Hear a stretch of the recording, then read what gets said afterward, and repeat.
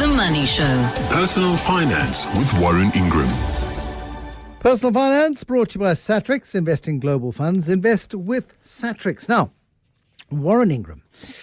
Lots of confusion this week around how retirement funds can invest. There's something called Regulation 28. We've mentioned it many, many times. Regulation 28 is infamous because in investing circles, you know that it limits the amount of money that can be invested on your behalf offshore. 30%, I think, outside the country, another 10% on African investments outside of South Africa. The balance has to be on the JSE. And it means that because of the shocking performance of the JSE for as long as it has been, most retirement funds have underperformed inflation, certainly dramatically underperformed the global markets over the last 5 years. This week, a bombshell announcement from the Reserve Bank, and it suggests that if you choose to, you can invest 100% of your retirement savings globally, and it gets people terribly excited. Then, the Financial Sector Conduct Authority, which regulates pension funds, says, no, not so quickly. We haven't been told about this. We're trying to understand the implications. Is that correct so far? I've tried to summarize it. That's a very good summary. I think the only point of disagreement will be the Reserve Bank's notice actually didn't say anything about pension funds at all. I think that's where, so they talk about institutional investors, and so I'm not to try and sort of nitpick, but I think retirement funds are a very specific category of investments, and so institutional investors, I think, it's a bit vague in terms of what they mean there, but certainly then they didn't refer to retirement funds in any way, shape or form. Okay, but they said institutional investors could invest more offshore, and that was then taken by some asset managers to be your retirement savings can go offshore.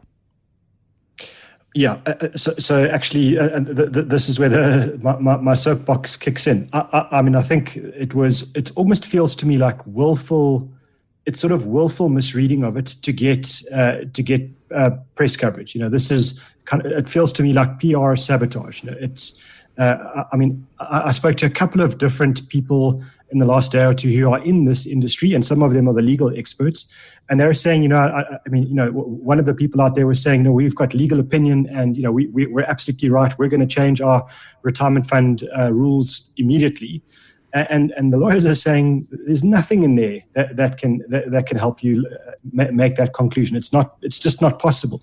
And I think the point here is the Reserve Bank controls certain bodies and certainly is responsible for certain parts of our regulations, but they've got absolutely nothing to do with retirement funds. That is the FSCA, and they are the last word on this thing. And until we hear something from them, it's impossible to come to a different conclusion. So I feel this is, these are people that are being opportunistic. They're trying to get on the bandwagon. And this is something that, was actually raised already in October by the finance minister. So, I can understand the regulation, and it's actually a really exciting regulation for totally different reasons. And it's got much more to do with... Explain what's exciting from this regulation at the Reserve Bank, because I think we're going to get ourselves tied in knots, because this is massively technical stuff. So something has changed. What has actually changed? So the very short answer for private individuals is assume for now nothing's really changed in a private individual's life. We can send out our 10 million rand a year. We can and we have always been able to buy rand denominated overseas investments. So we can buy, they call them feeder funds, where if it's a unit trust that buys overseas markets, or ETFs that are available on the world market or the US market or whatever. So from that perspective, this doesn't change our lives at all as a private individual. However, this is an attempt by the regulators to make the JSE, the actual stock exchange, much more competitive than it's been in the past. Because at the moment, let's just say, a South African company wants to raise funding overseas. They want to borrow, 100 million euros. And, the euro interest rate is, pretty much zero or negative. So it's very attractive for them to do that. If they wanted to do that today via a bond, the company wanted to issue a bond, they would need to list that bond on another stock exchange overseas, which means that the South African market just gets smaller. Capital is getting funded overseas and raised overseas. South African investors can't benefit from that unless they then go overseas and access those. And that's the big change here. Now, a South African company can list a bond in South Africa on a South African stock exchange, which will be paid back in rand. So it is rand denominated, but the basis of it is a euro loan at euro interest rates. So it starts to widen the access to capital, and it's to stop the money flowing out of South Africa. So to me, that's the primary reason that this is happening. And the second thing is we've got all these complex structures based on on our history. If you look at something like Richmond, which is it's listed. Where is it actually listed? And actually, what do you own if you own the South African version? And look at 91. We've got all these weird structures that come about because of our exchange control history. And this is an attempt to start to clean that up and actually make it easier for companies to raise capital over in foreign currencies, but do it through the local stock market. So that's the exciting part, actually, not for you and me and everyone else out there. If the FSCA says something in the future to say, hang on, we're going to increase the offshore allowance of retirement funds, that's a different game. All right. So there is an exciting development from a Reserve Bank perspective. It does not, at this stage, translate to the way in which my pension money can be invested. And that's so disappointing because I got quite excited at this. Because I'd happily say to the South African government, you know what, you want prescribed assets? You want to use 10% of my retirement savings to invest in projects in South Africa? By all means. The quid pro quo is you then free up the rest of any investments I might have, pension fund investments, to be put anywhere else in the world. Then we got a deal. I think we're going to start getting a bit more creative than we have been up until now. Well, and I think that's actually, so in the back of my head, I'm not a conspiracy theorist, but I'm wondering if there's a little bit of give and take in this, where they might do this as step one, and then say to retirement funds, okay, we would like you to do more infrastructure projects, et cetera, and here is the quid pro quo. But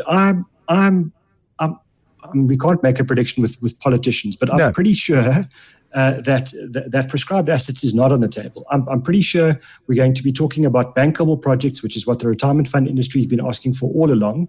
And it's going to be one of those situations where the current rules will be clarified, new projects will be put in place in such a way that it's easy for retirement funds to invest in them, because at the moment it's not. And so, it'll become almost on a per project basis rather than this thing of, give all the money to Sanral and just hope that they do correctly with it, or, in the past SAA or whatever the deal is. Now it's going to be, I'm hoping, we're building a toll road from, Joburg to Bloemfontein, for example. It's already built, I know, but here's a project. We're going to pay you 8% a year for the next 20 years and give you your capital back. If that's the kind of bankable project that they allow retirement funds to invest in, great. Everyone will want to do that because, we know that the toll roads are a great way to make money and, pretty consistent unless you've got COVID.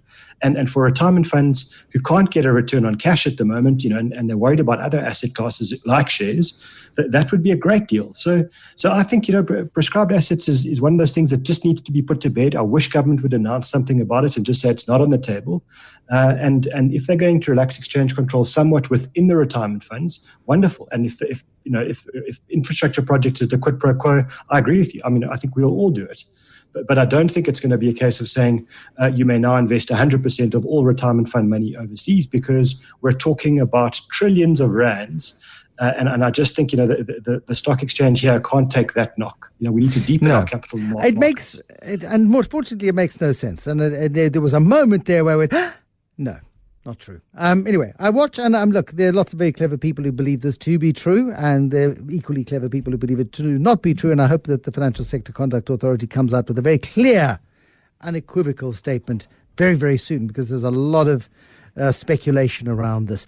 Do talk to me, please, about our listener question this evening. What countries do I buy if I buy an emerging market index? And how much of that emerging market index is South Africa?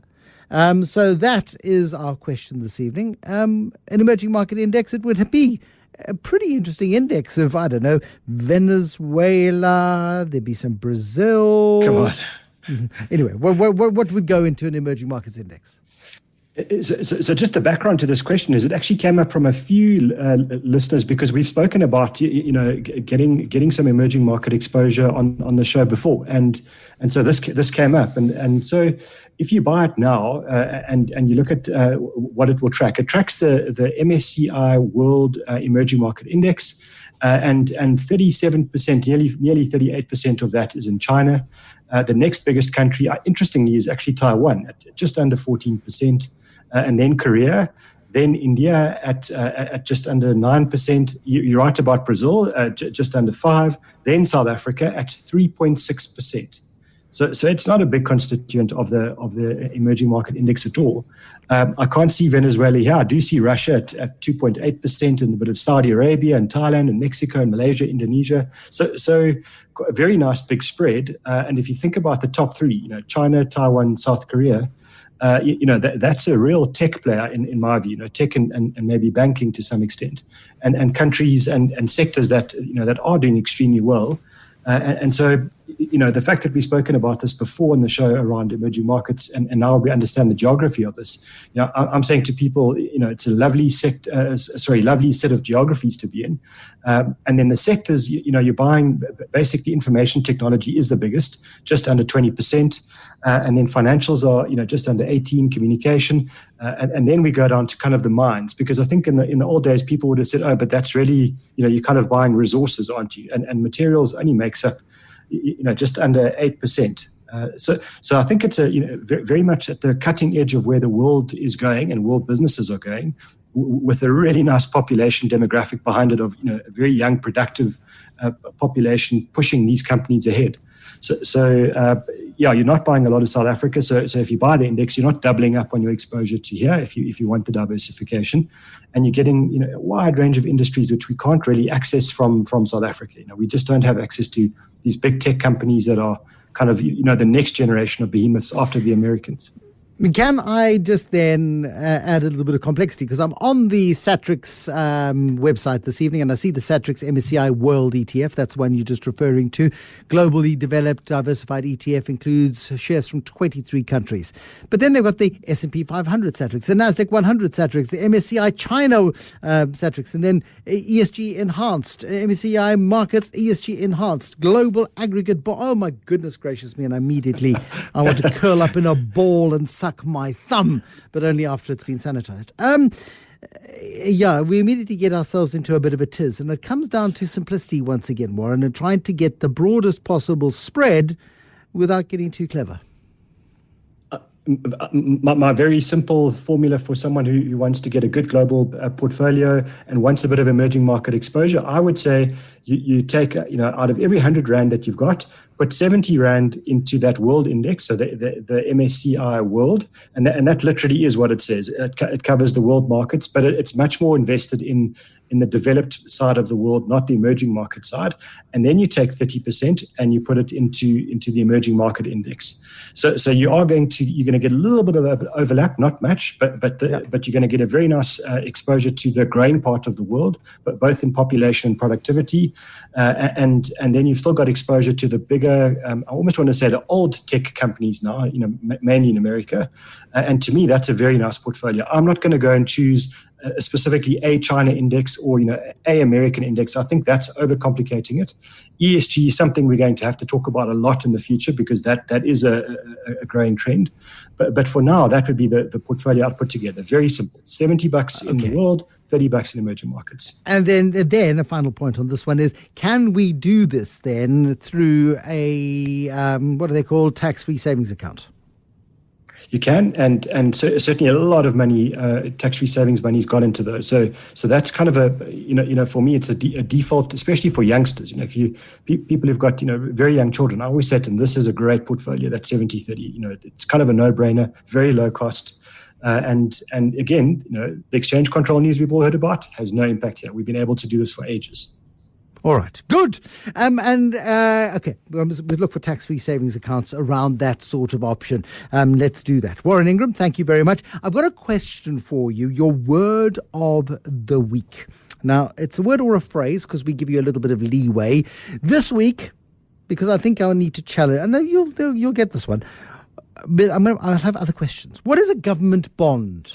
In honor of Sean Connery, there's James Bond, and then there's government bond. I want to know what is a government bond, but I'm going to give you a minute to ponder. The Money Show. Personal Finance with Warren Ingram. Then I realize actually it's a very easy question for you. So I don't mean to patronize you by giving you time to think about it, Warren Ingram, but your word, your phrase, government bond, what is it? I was terrified you were going to ask me to do it in a Sean Connery accent, so I'm glad you gave me a bit of time to prepare, which means I don't have to do it. Thank goodness. No, I don't think anybody should be subjected to that. No, I was a bit shaken. And so a government bond is basically where a government says we need to borrow money from investors, and we promise to pay you a particular interest rate. So let's just say in the South African context, 8% is kind of a norm around here. So we as government are going to borrow money from you. We're going to borrow 20 billion rand as an example, and we're going to pay you 8% a year on that 20 billion rand every year. At the end of the 20-year period, we're going to give you back your money again. And in structure, that is a government bond. It's actually a very simple instrument to understand. Typically, what will happen is they won't pay you the interest on a monthly basis. They'll pay it twice a year. And they generally trade in quite large amounts. So it's not really that easy for the likes of me, for example, to go and buy that just on my own. It'll be fine for you, Bruce. You can do the bigger amounts. But for the smaller investor like me, why is everybody picking on poor little me this evening? I've got Pavla telling me I earn more than his mate LeBron James. You're telling me no nonsense. I'm just a poor boy from a poor family. Nobody loves me. Scaramouche, Scaramouche, do the fandango. Thunderbolt and lightning. Come on. Yes, sorry. That's my song. It's everybody's song. It should be.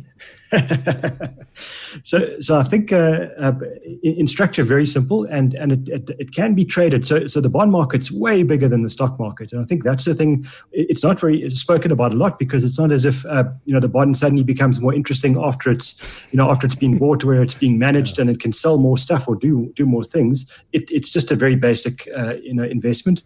The only complexity around that is if interest rates in general start to move. So, for example, you buy your government bond at 8%, and then the government says, gee, we're actually dropping interest rates. What that will mean is if you bought the bond, you can actually sell it to someone else at a higher price. So the bond price can move, and it moves because of interest rates. So that's really the complexity of bonds. Other than that, very simple, and not to be confused with RSA retail bonds, which are basically fixed deposits. So that's where people do get confused from time to time. It's a mechanism for countries to raise money. And I mean, in a world where global interest rates are as low as they are, South African bonds, government bonds, because we are now sub-investment grade across all of the big international ratings agencies, are paying considerably more or higher rates, higher returns than, say, a Norwegian bond, if it ever issued one, or a UK bond, or many others in the world, because there is a belief that government may do what Zambia did this week, and that is default, not pay the interest bill. Well, that's true, but at the same time, you can actually buy insurance against something like that, credit default swap. So a lot of institutions overseas will look at South Africa now, do their calculations, and say, you know what, if we can get a decent yield, even though interest rate, it's not to use jargon, and if we have to pay away 2 or 3% of that interest to get the insurance, it's still a great deal. So a lot of the international funds and international investors will be looking at that. And just to give you an idea, I got a quote the other day. If you wanted to put 100,000 Swiss francs in a Swiss bank at the moment for a couple of years, you would have to pay the Swiss bank 0.75% a year for every year that you've got the money deposited in their bank, and they're going to use it on your behalf. So at the moment, interest rates like ours become incredibly attractive for overseas investors. Which is precisely why I've not put 100,000, how much dollars, into a Swiss bank account. Thank you, Warren Ingram from Galileo Capital, financial advisor, translator of complex financial concepts for us on a Thursday night. Wrapping up this evening's edition of The Money Show. Thank you for listening. Looking forward to being in your company again tomorrow. We've got some fabulous tales to tell, including our Friday files. Somebody doing something incredibly creative for money. Till then, good night.